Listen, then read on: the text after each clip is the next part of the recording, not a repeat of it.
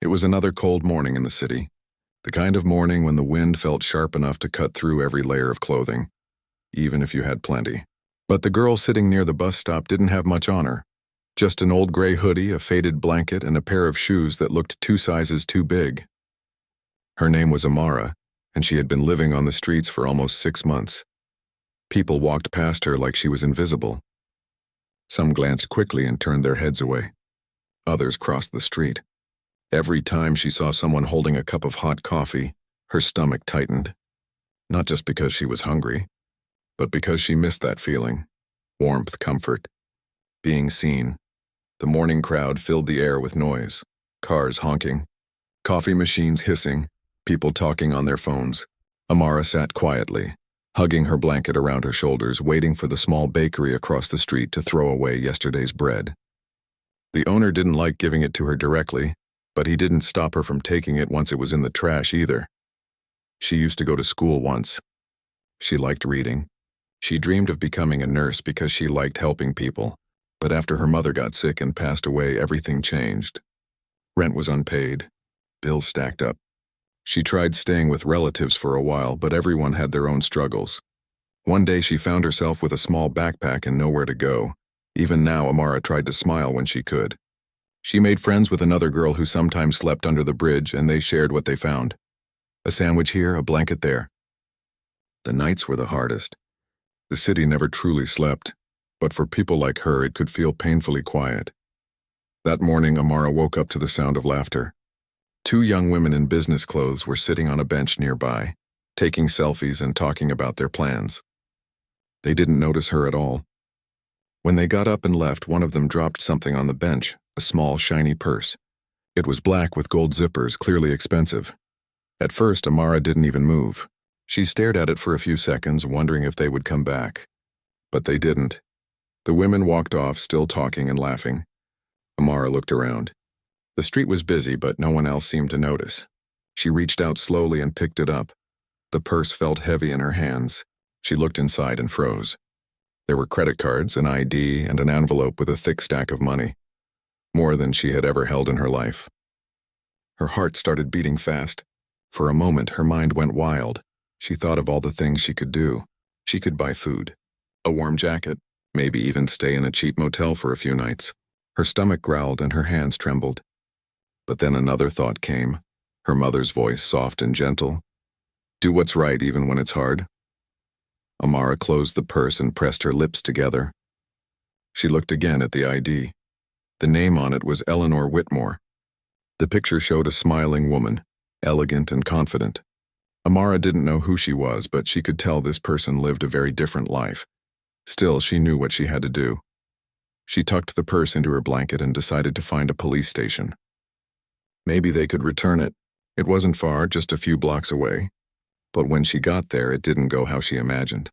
The officer behind the desk didn't even look up at first. When she finally did, she frowned. Yes, what do you need? Amara held out the purse. Someone dropped this. I found it near the bus stop. I wanted to return it.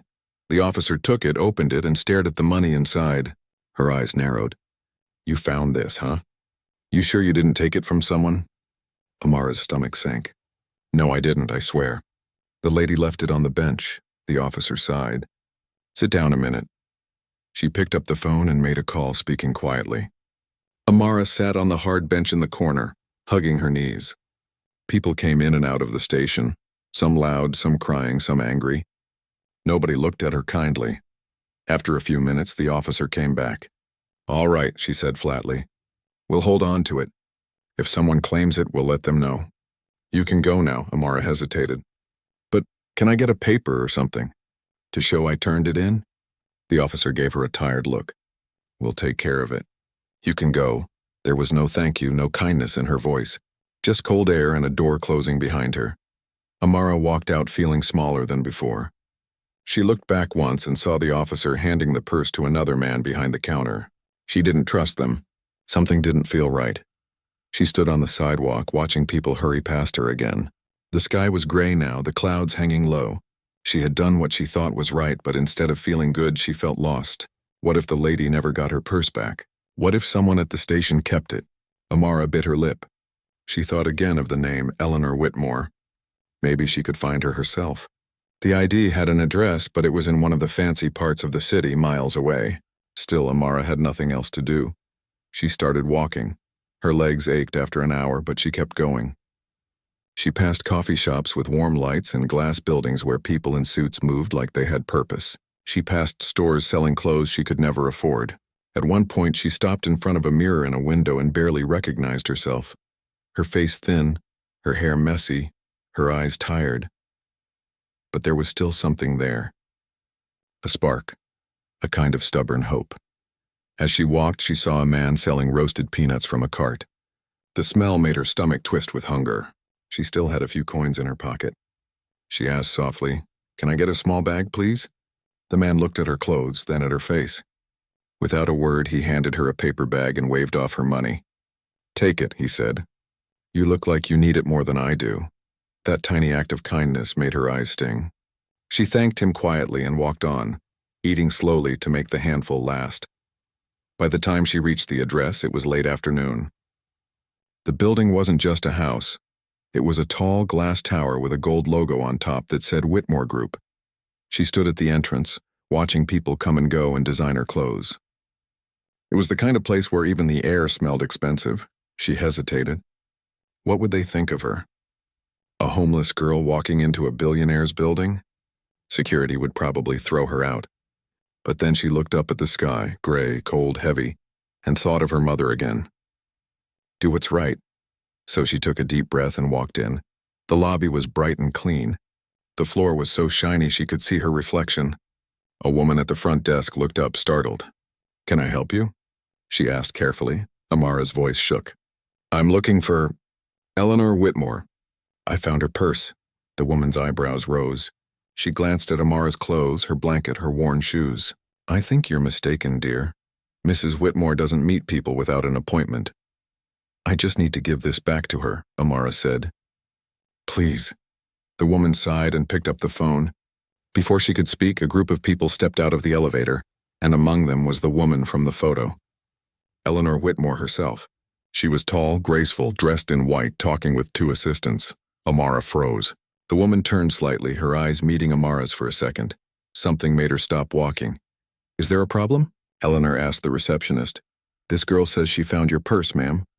Eleanor frowned, then walked closer. When she saw the purse in Amara's hands, her eyes widened. She reached out and took it, opening it quickly. Everything was still there, the cards, the envelope, the cash. You found this?" she asked softly. Amara nodded. "It was on a bench near the coffee shop. I tried taking it to the police, but..." She trailed off, unsure what to say. Eleanor stared at her for a long moment. Then her expression softened. "Thank you," she said. Her voice was calm, but there was surprise in her eyes. Most people wouldn't have done that, Amara looked down. "It just didn't feel right to keep it." The woman smiled faintly, but it was the kind of smile people wear when they're not sure what to say. She reached into her bag and took out a few bills. "Here," she said. "Please take this as a reward." Amara shook her head. "No, I don't want anything." "Please," Eleanor said gently. "You did the right thing. Let me do something small for you." Amara hesitated. She didn't want to seem ungrateful. Finally, she took the money. Not much, but enough to buy food for a week. "Thank you," she whispered.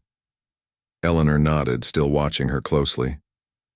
There was something about Amara's eyes, tired but honest, that made her pause before walking away. Amara turned to leave, clutching the bills tightly. She didn't know that this small act, returning a purse she could have kept, was the beginning of something much bigger than she could imagine. Outside, the wind had picked up again, but she didn't feel as cold anymore. For the first time in a long while, she felt something warm in her chest. Not from money, not from food, but from knowing she did the right thing. And though she didn't know it yet, the woman she had just met was about to change her life forever. Amara walked away from the tall building with the money in her hand, still unsure how to feel. She had done the right thing. The lady had thanked her. She even gave her a small reward. It should have felt like a happy ending, but for some reason, Amara's heart felt heavy. She found a quiet corner near a small park and sat on the edge of a bench. The city was busy as always, cars rushing, people shouting into phones, horns echoing through the streets. But Amara sat still, watching her breath turn into little clouds in the cold air. She unfolded the bills and counted them. It was enough to get a few meals, maybe some clean clothes or a night at a cheap motel. For someone who hadn't slept in a warm bed in months, that sounded like heaven. But then she looked around and saw a small group of people near the park fence, other homeless folks just like her. One woman sat huddled with a little boy, maybe 6 or 7 years old, trying to cover him with a thin jacket. Amara's heart squeezed. She looked down at the money again and thought, if I eat tonight and they don't, how different am I? She got up, walked to a small food cart nearby and bought a few sandwiches. The man at the cart smiled at her. "Hungry, kid?" he asked kindly. Amara smiled back. "Not just me," she said. A few minutes later, she walked back to the park and handed out the food quietly, one to the woman and her son, one to an older man sitting by a tree, one to another girl she had seen around before. She kept one sandwich for herself. No one said much. They just smiled at her and nodded, the kind of thank you that didn't need words. For a few moments, she felt light, like maybe, even in her situation, she could still make someone else's day a little better. That night, Amara went back to her usual spot behind the cafe. She had found a corner near a wall where the wind didn't hit so hard. She lay there under her blanket, her stomach finally full, and tried to rest, but her mind kept replaying what had happened. The police officer's cold eyes, the tall woman's surprised face, the purse, the money, the thank you. Something about the way the woman looked at her stayed in her mind. Not in a bad way, but with curiosity, like she wanted to understand her but didn't know how. The next morning, Amara woke up to a soft voice calling her name. "Amara, you up?" It was her friend, a girl she had met months ago named Rena. Rena was around her age, maybe a little older, with messy hair and a warm smile. She sat down next to Amara with a cup of coffee in her hand. "You look tired," Rena said. "Where were you yesterday? I didn't see you around." Amara told her everything, about the purse, the police, and the fancy woman. Rena listened quietly, sipping her coffee. When Amara finished, Rena let out a low whistle. "So you're telling me," she said slowly, "you found a purse with that kind of money and you gave it back?" Amara nodded. Rena shook her head. "Girl, I don't know how you do it. I would have kept at least some of it." "I couldn't," Amara said softly. "It didn't feel right." Rena laughed a little. "Right or not, you could have been eating like a queen for a week." Amara smiled weakly. "Maybe, but I'd still be me after the food's gone." Rena looked at her for a long time, then sighed. "You're too good for this world, you know that?"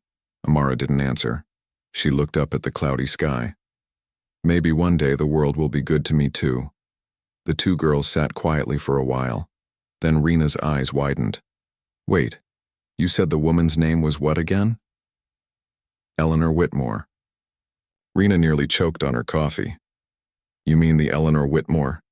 The one who owns Whitmore Group? That lady's on TV sometimes." Amara frowned. "Really?" "Yeah. She's like, super rich. They say she gives money to charities and runs some foundation or something." Amara blinked, trying to process that. The woman whose purse she found wasn't just rich. She was famous, powerful. Rena leaned closer.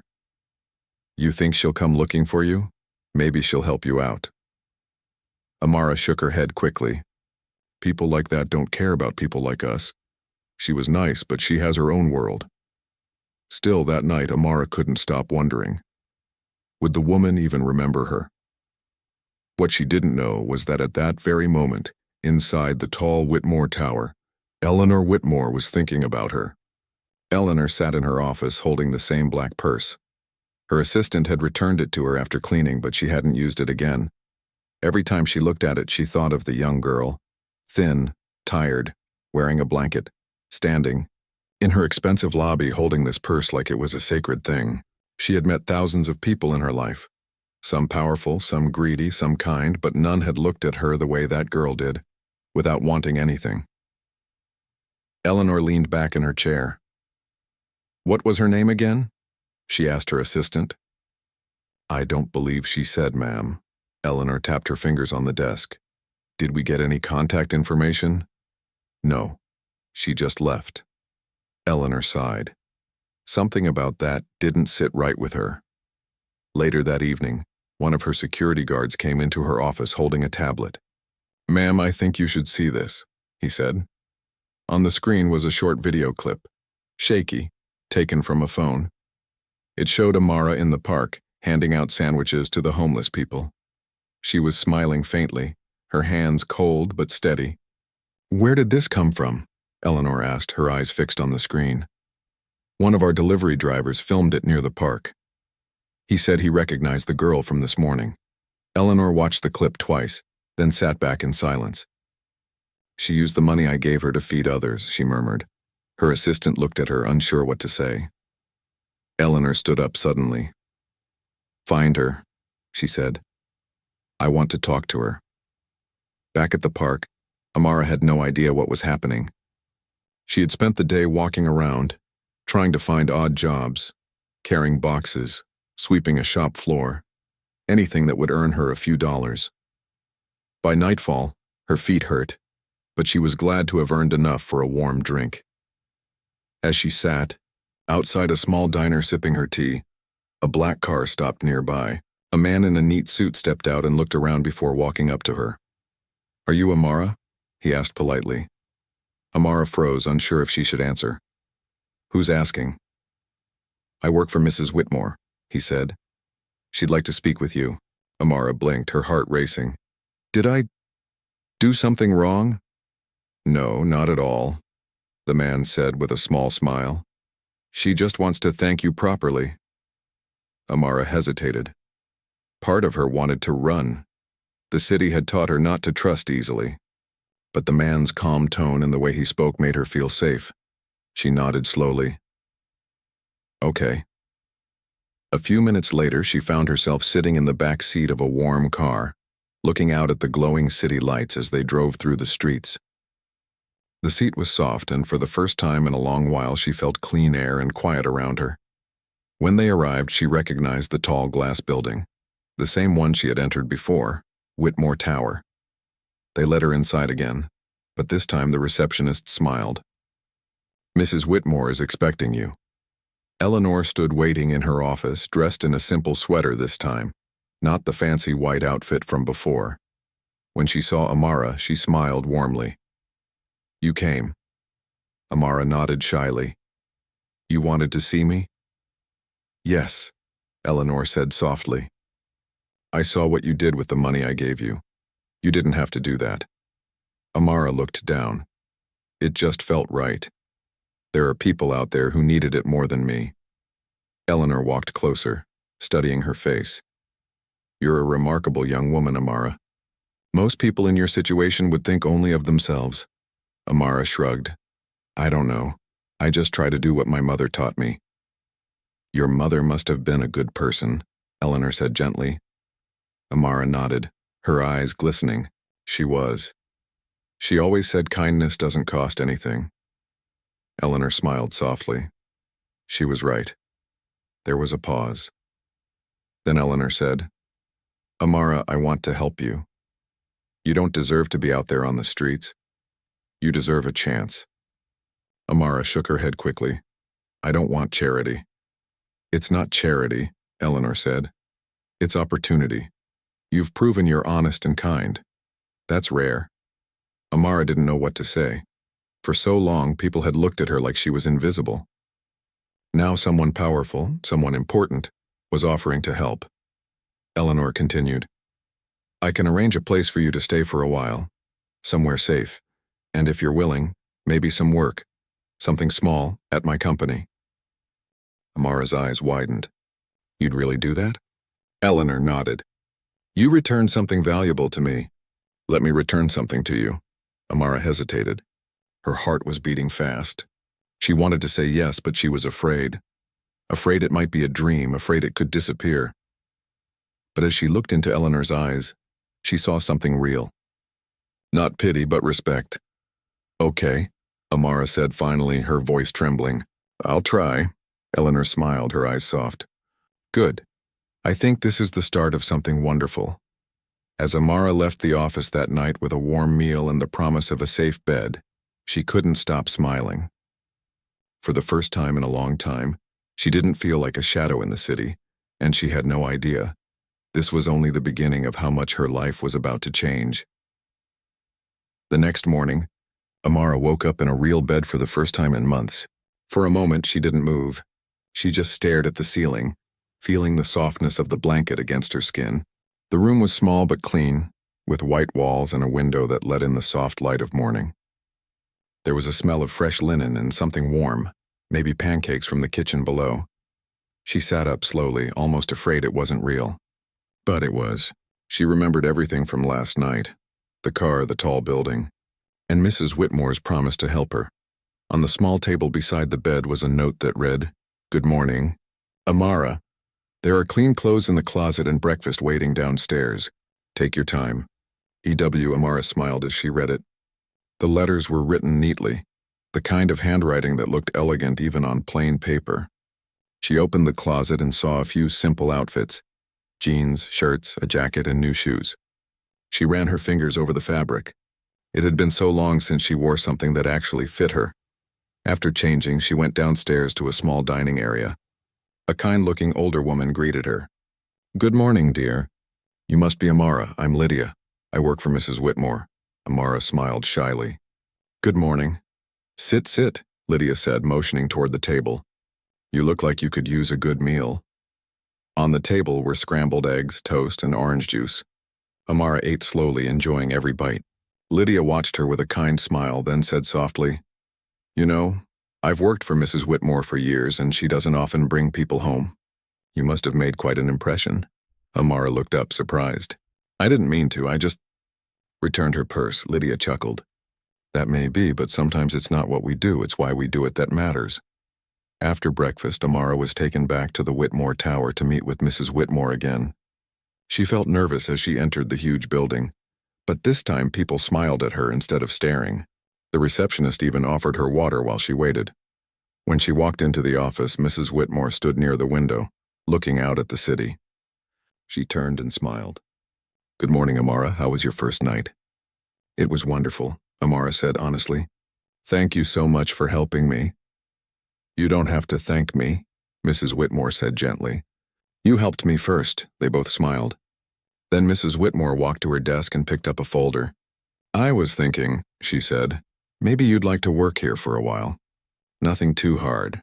Just some help in the mailroom, sorting letters and delivering documents. It's honest work and it will give you a start. Amara's eyes lit up. You really mean it? Of course, Mrs. Whitmore said. You'll earn your own money and you'll learn how things work here. Everyone deserves a fair chance, Amara. Amara nodded eagerly. I'll do my best. I know you will. Mrs. Whitmore called her assistant, who showed Amara around the building. The mailroom was on one of the lower floors, small, filled with shelves, boxes, and envelopes. A few people worked there already, sorting through piles of mail. They greeted her kindly, curious about the new girl. Amara quickly learned how to organize letters, deliver packages, and keep track of documents. She liked the routine. It made her feel normal again, part of something. Every time she delivered papers to the upper floors, she caught glimpses of a world she had never seen before. People in suits, glass offices, and screens filled with numbers. But what she loved most was how, at the end of each day, she could go back to her room, wash up, eat dinner, and sleep without fear. Still, deep down, she never forgot where she came from. On weekends, she sometimes visited the park and brought food for her old friends, using part of her small paycheck. She never bragged or showed off. She just sat with them, shared stories, and listened. One day, after a few weeks of work, Mrs. Whitmore called her into the office again. Amara, she said kindly, I've been watching you. Everyone says you work hard and treat people with respect. I'm proud of you, Amara smiled shyly. Thank you, ma'am. Mrs. Whitmore chuckled softly. You can call me Eleanor. Ma'am makes me feel old. Amara laughed. All right, Eleanor. Eleanor sat down and folded her hands. I want to tell you something, Amara. When I was young, I didn't grow up rich either. My father was a bus driver and my mother cleaned houses. I built this company from the ground up, but I never forgot where I came from. That's why honesty means so much to me." Amara listened carefully, surprised. She had never imagined that someone like Eleanor could understand what struggle felt like. Eleanor continued, "The day you returned my purse, I saw myself in you. The difference is someone once gave me a chance when I needed it most. Now I'm just passing that on." Amara felt her throat tighten. "I don't know how to thank you." "You already have," Eleanor said softly. From that day on, things started to change for Amara. She began to feel confident again. She made friends in the office, people who didn't look down on her once they got to know her. They liked her kindness and her determination. One afternoon, as she was delivering mail to the top floor, she saw Eleanor in a meeting. The doors were glass, and Amara could see her speaking firmly to a group of men in suits. Even from outside, Eleanor's presence filled the room. She looked powerful yet calm. When the meeting ended, Eleanor came out and noticed Amara waiting. "Ah, there you are," she said warmly. "How's the job going?" "I like it," Amara said. "I've been learning a lot," Eleanor smiled. "Good, keep learning. One day you might run your own place like this." Amara laughed nervously. "Me? I don't think I could ever do something like that." "Don't say that," Eleanor replied gently. "I used to think the same thing." That night, as Amara lay in bed, she thought about those words. For the first time in her life, she imagined a future, a real one. Maybe she could go back to school one day. Maybe she could get her own apartment. Maybe she could help other kids like her who had nowhere to go. But not everyone was happy about Amara's presence in the company. One of the senior managers, a man named Mr. Colton, didn't trust her. He had been with the company for years and didn't like the idea of a street girl being given a chance so easily. One afternoon, he walked past the mailroom and stopped. "You're the one Mrs. Whitmore brought in, right?" he said, his tone sharp. "Yes, sir," Amara replied politely. He looked her up and down. "I hope you know how lucky you are.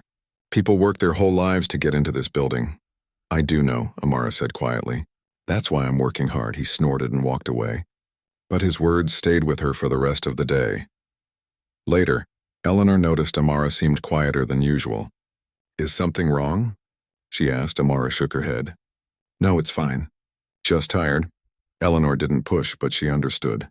She'd been in that position before, feeling like you didn't belong. A few days later, Eleanor invited Amara to a small charity dinner. "It's not fancy," she said, "but it's important. I'd like you to see what we do outside these walls." The dinner was held at a community center across town. When Amara arrived, she was surprised to see tables filled with children, families, and volunteers. There was laughter, music, and food everywhere. Eleanor stood at the front, welcoming everyone with a warm speech. As Amara helped serve food, she realized this was more than just charity. It was connection.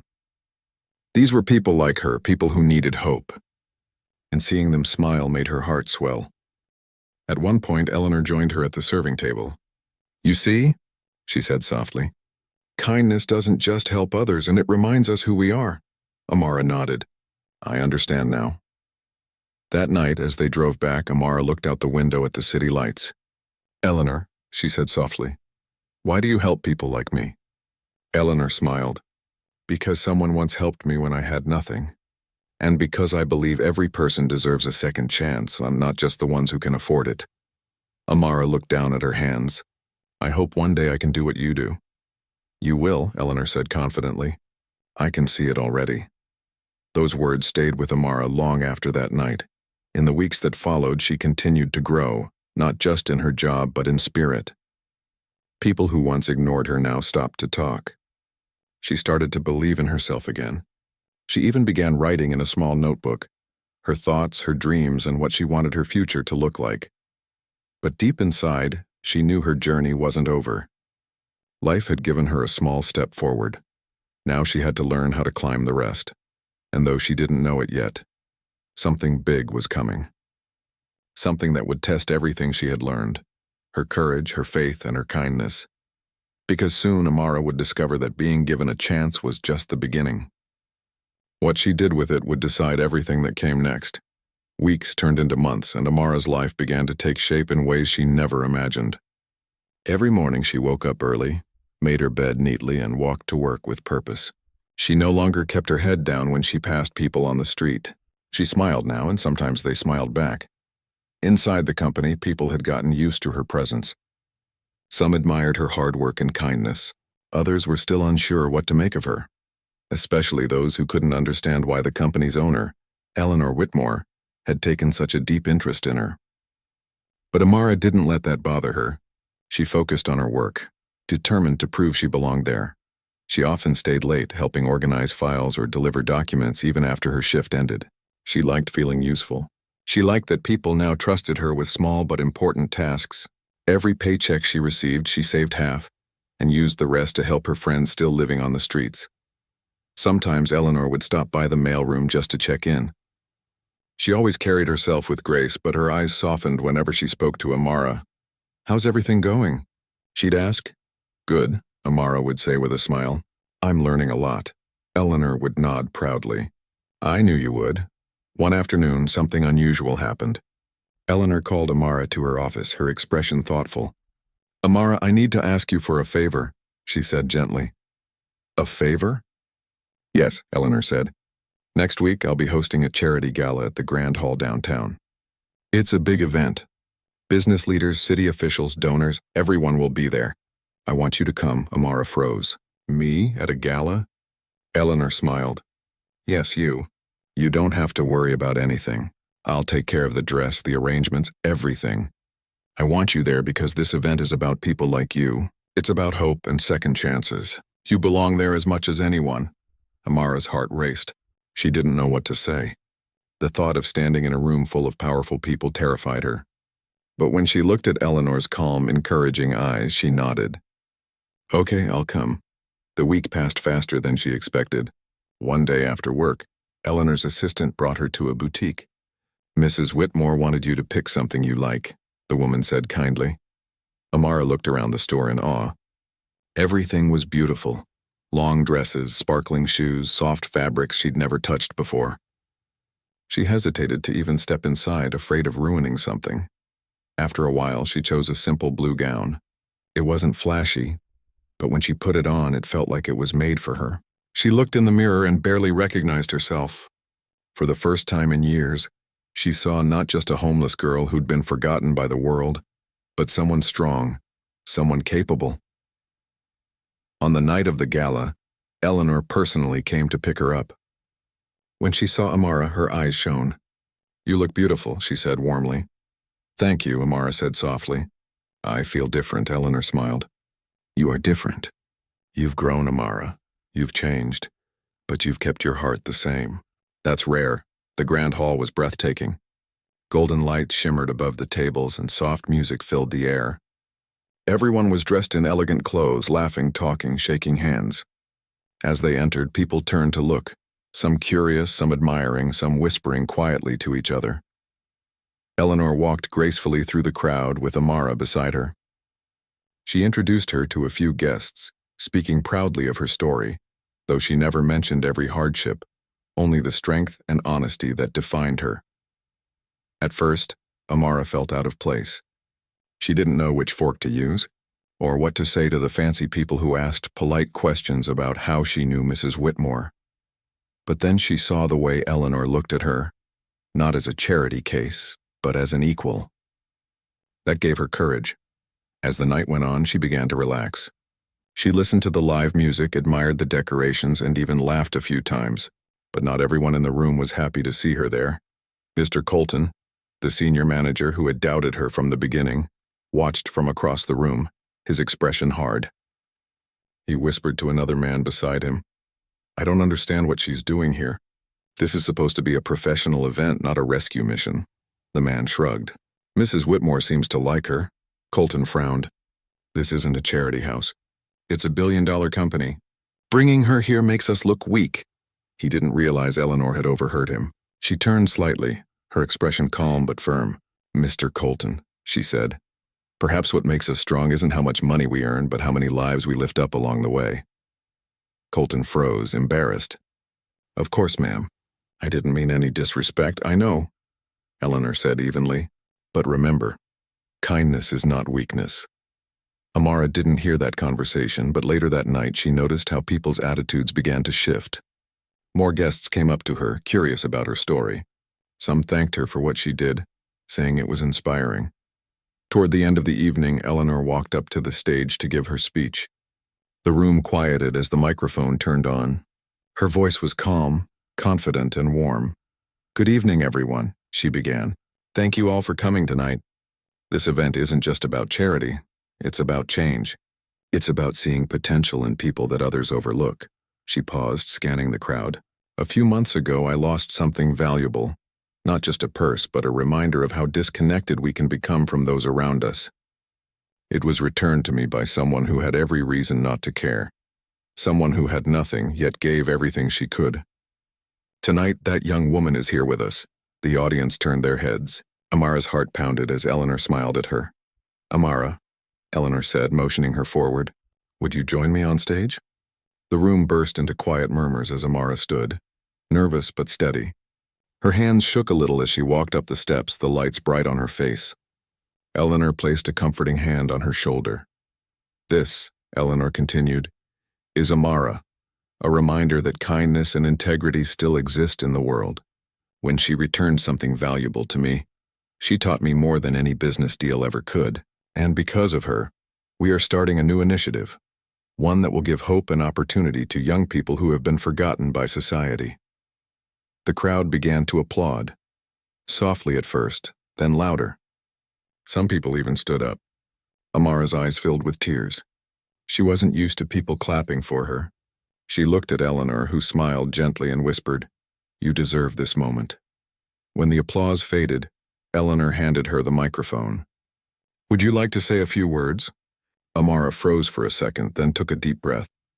I don't know what to say," she began softly. "I didn't do anything special. I just did what I thought was right. But standing here tonight, I realized something. Sometimes doing the right thing, even a small thing, can change everything. Not just for others, but for you too."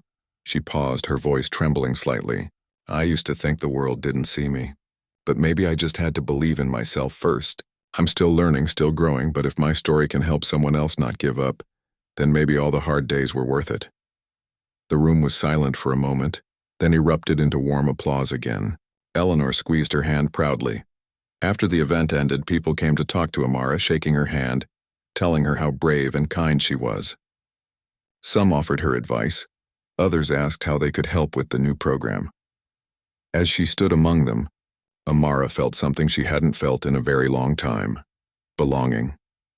Later that night, as the crowd left and the lights dimmed, Eleanor walked over to her. "You did wonderfully," she said softly. Amara smiled through tears. "I don't even know how to thank you for all this." Eleanor looked at her kindly. "You already did, just by being yourself." They stepped outside together. The night air was cool, and the city lights glimmered around them. Cars passed, people laughed in the distance, and for a moment the world felt peaceful.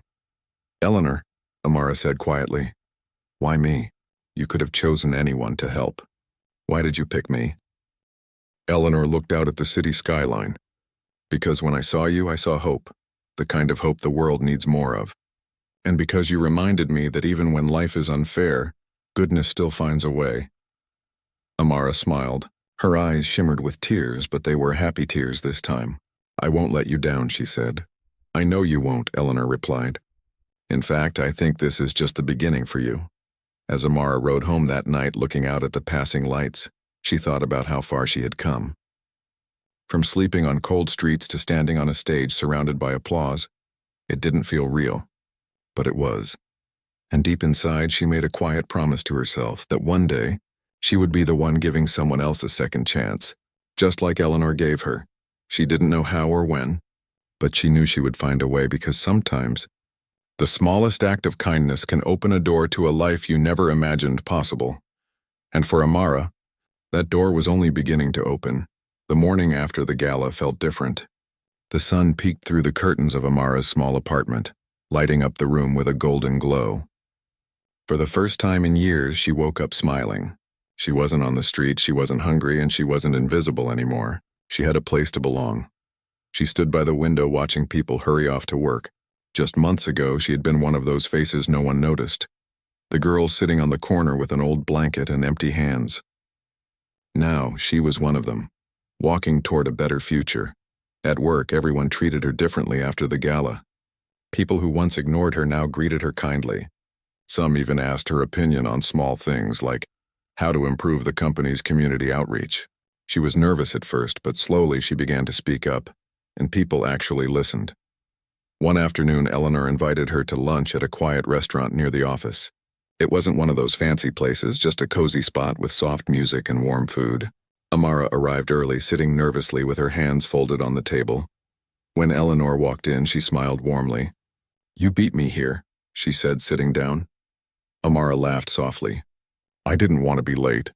"I should have known," Eleanor said, picking up the menu. "You always take things seriously." They ordered lunch and talked about simple things, work, life, and even the funny mistakes Amara made while learning new tasks.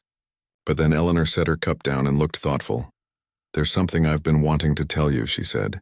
"After the gala, I received a lot of calls and messages. People were inspired by your story. Not because of what I said, but because of who you are. They want to help. They want to be part of something bigger." Amara looked confused. "What do you mean?" Eleanor smiled. "I've decided to start a new foundation. It's going to help young people who are homeless or struggling, just like you once were. It'll offer education, job training, and housing, and I want you to be part of it." Amara blinked. "Part of it? How?" "I want you to help me lead it," Eleanor said softly. "You'll be the voice of the people we're trying to help. You'll understand them in ways no one else can." Amara froze. Her hands trembled slightly. "Me? But I don't know anything about running a foundation." Eleanor chuckled gently. "Neither did I once." "You'll learn. I believe in you." Tears filled Amara's eyes. She tried to speak, but her voice cracked. "I don't know what to say." "Just say yes," Eleanor said with a kind smile. "That's all you need to do." Amara nodded, still in disbelief. "Yes, I'll do it." And just like that, a new chapter in her life began. The following weeks were a blur of meetings, interviews, and planning sessions. Eleanor made sure Amara wasn't overwhelmed. She guided her patiently, teaching her how to speak with sponsors and community leaders, how to organize projects, and how to manage the team. Amara's story quickly became a symbol of hope. Newspapers wrote about her. Reporters came to interview her about how she turned her life around. At first, she was shy and nervous in front of cameras, but she spoke from the heart, and people could feel it. "I just did what I thought was right," she would say, "and someone saw me when I thought no one ever would." Soon, the foundation was ready to open. Eleanor insisted that Amara choose the name. Amara thought about it for days. One evening, while walking through the park, she saw a group of children playing and laughing. Their joy reminded her of something she once felt long ago before life became hard. And then it came to her, a name that stood for everything she believed in. The Hope Steps Foundation, she told Eleanor the next morning. "Because every big change begins with one small step." Eleanor smiled. "It's perfect." The grand opening was held in a bright, welcoming building downtown. It wasn't luxurious, but it was warm and full of life. Classrooms, offices, and a small dorm area for young people who needed a safe place to stay. The walls were decorated with paintings from local artists, and quotes about hope and kindness hung on every corner. Dozens of guests attended the event, including city leaders and members of the media. But more importantly, people from the community came, the very ones the foundation was built for. Amara recognized a few faces from her old life. Some were surprised to see her there. One young woman named Lonnie approached her shyly. "Amara, is it really you?" Amara smiled. "Yes, it's me. I heard about this place," Lonnie said. "I didn't believe it was real. I've been sleeping at the station for weeks. I didn't know where else to go." Amara gently took her hand. "You're here now. That's what matters. We'll help you." Lonnie's eyes filled with tears. "Thank you." When Eleanor stepped on stage to give her speech, she looked radiant as always. But this time she wasn't the star. Amara was. "Everyone here knows me as a businesswoman," Eleanor began. "But tonight I want you to know me as someone who was changed by a single act of kindness. A young woman who had nothing returned something priceless. My purse, yes, but also my faith in humanity. That act started everything you see here today." She turned toward Amara, her voice filled with emotion. "Amara didn't just find a purse. She found her purpose. And through her, we found ours. So it is my honor to introduce the director of the Hope Steps Foundation, Amara.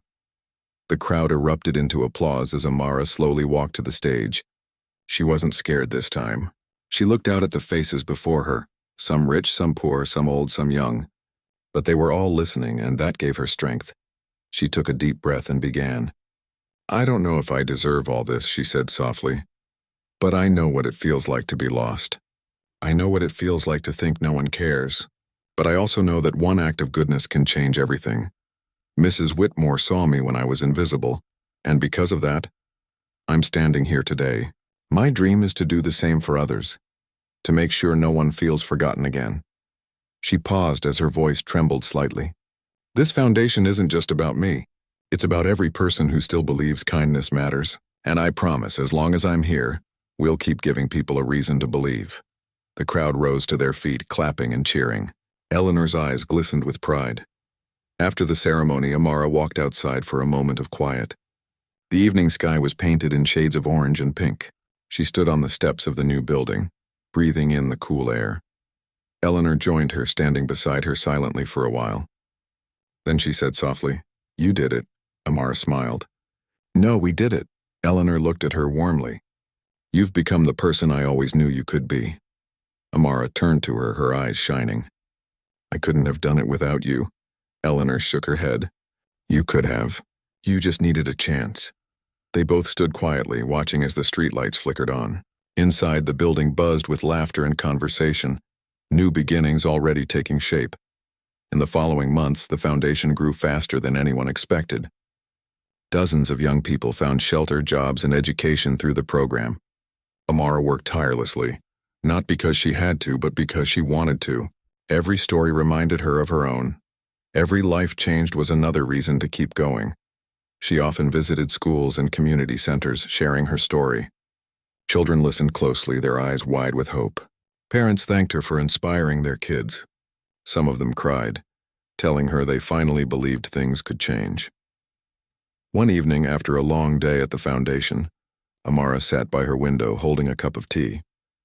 She looked out at the city lights and thought about how far she had come. She remembered the cold nights, the hunger, the fear.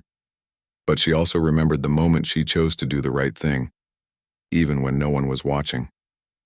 That one choice had led her here. She whispered quietly to herself. It was worth it. Just then her phone buzzed. It was a message from Eleanor. "Proud of you always." Amara smiled and replied, "Thank you for believing in me." She set the phone down and closed her eyes, feeling a deep sense of peace. For the first time, she wasn't just surviving, she was living. And somewhere deep inside, she knew this wasn't the end of her story. It was just the beginning of something beautiful, a life built on kindness, courage, and the power of doing what's right, no matter how small it seems, because sometimes the smallest act of goodness can light up an entire world. And Amara had become that light.